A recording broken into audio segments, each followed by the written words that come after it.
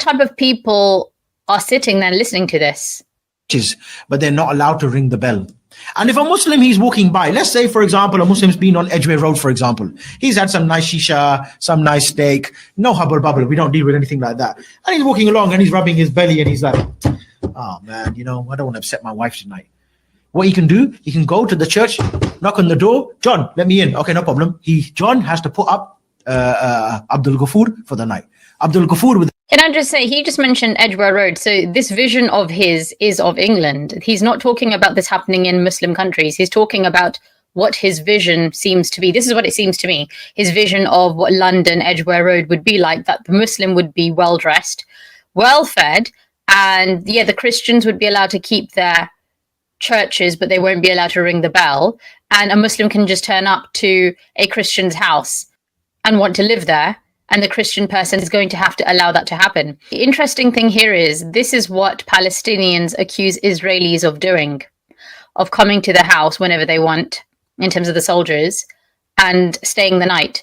So it's very interesting that something that the Palestinians who are Muslims are complaining about, other Muslims around the world are actively promoting. So it's okay for you guys to do it if you're Muslim.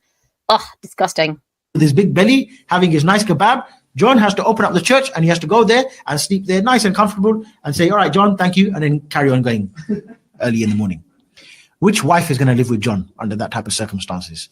What kind of honoring is this for me to live with John and Abdul Ghafoor comes every Friday night and sleeps in our bed as well? Of course, because sunnah is to look after the guest, isn't it? I can't make you sleep on my floor if you can't. You're a Muslim, by the way.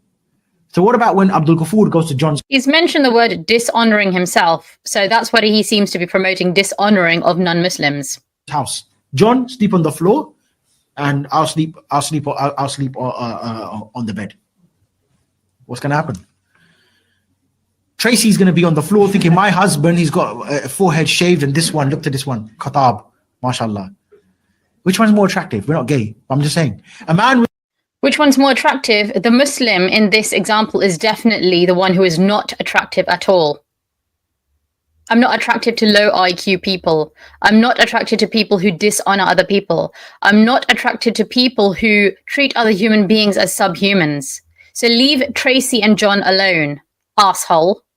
With his forehead shaved and one belt around his neck and two different colored shoes, or Amir Khattab. Amir Khattab, we're talking about here now. With that nice Chechen hat, big beard, you know, a bit to the side. Yeah. And he's got the badge. I don't like pubic beards. Just there. La ilaha illallah, la ilaha illallah. Yeah. And he's got a big gun and he's got a big camouflage jacket on. Nice.